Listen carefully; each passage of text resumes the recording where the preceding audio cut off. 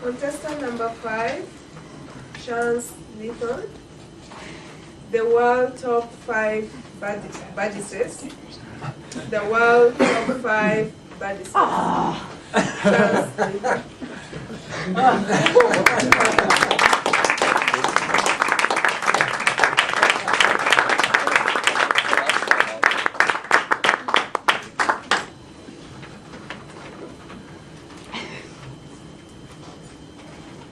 Every few centuries, a person comes along that takes the world by the scruff of the neck and shakes it like a dog that just peed on the floor.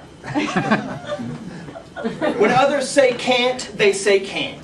When the going gets tough, they get going. When people stand in their way, they give them a Chuck Norris roundhouse kick to the face.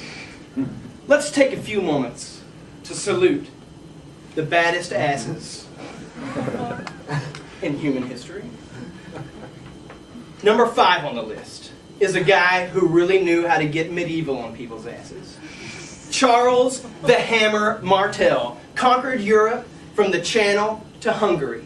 He was the first guy that thought it might be a good idea to suit a bunch of guys up in pointy steel suits, sit their heavy butts on horses, and roll them down the hill at some fools. As if inventing knighthood and the feudal system wasn't enough, in his spare time, Big Chuck went ahead and saved Western civilization. When the Moors came a-knocking out of Spain, he said, "Nuh-uh, not rolled his knights down on their heads, and kicked off a little thing the Spanish like to call the Reconquista. They call Charlemagne the father of Europe.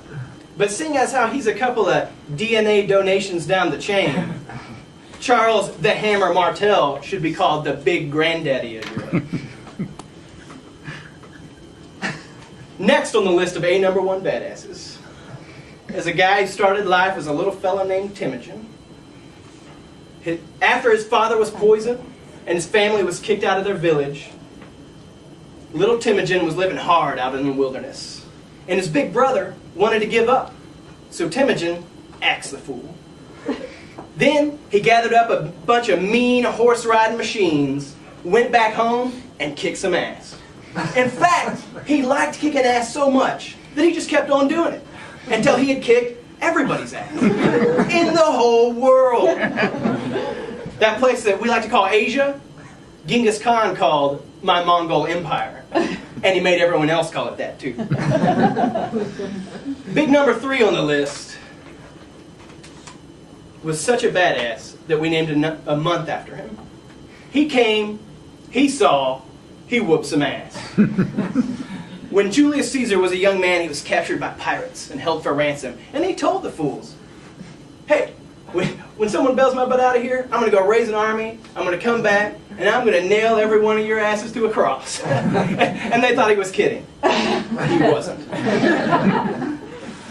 Then he went and conquered Gaul, just to show everyone that he was now officially a badass.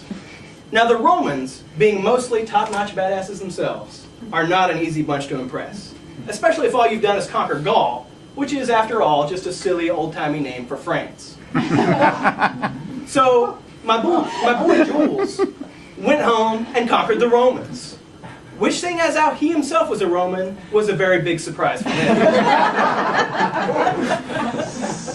Eventually, some fools realized that Big JC was too much of a badass for the world to handle, so they stabbed him 23 times, just to be sure. Now, some of you might have a problem with number 2, because, well, he's French. Actually, Napoleon Bonaparte comes from a small island called Corsica, which is technically not France. But the fact that he whooped so much tail with a bunch of fruity Frenchmen is indeed super badass. Nabby B, as I like to call him, contracted the first known case of little man syndrome. To overcome his short stature, Napoleon got really good at conquering fools.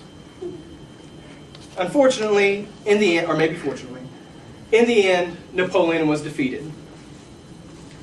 And that is because even a badass like Napoleon Bonaparte cannot change the fundamental laws of physics. And you may not be familiar with Newton's fourth law. France sucks. The number one all-time biggest, baddest badass of human history is none other than a messed up Macedonian known as Alexander the Great. Of course, he wasn't called the Great until after he had conquered the entire known world. Alex set up his first cage match against the grandly titled Persian Empire, which shortly became a Persian bonfire. While he was in Persia, he found a little thing called the Gordian knot. It's kind of like an Asian sword in the stone. Whoever should untie this untieable knot would be the king of all Asia. My boy Alex untied it. With his sword, because he's a badass extraordinaire. Then he marched his army all the way to India, conquering every fool that bothered to stick his head out of the ground. Then Alex got really bummed, because his really good buddy, Hephaestus, died. And he started hitting the sauce. Hard! After dunking his liver in wood grain alcohol one too many times, my boy Alex lay on his deathbed. And his generals gathered around and said, "Boss man, who's going to be in charge now?" Alex lifted his head off the bed and he said, "To the strongest." Is that not badass? Then he flipped him the finger and he went off to conquer the underworld. So my friends, join me in a toast to the baddest asses human history has to offer. May they be laying the beat down and all the demons of hell. Madam Toastmaster.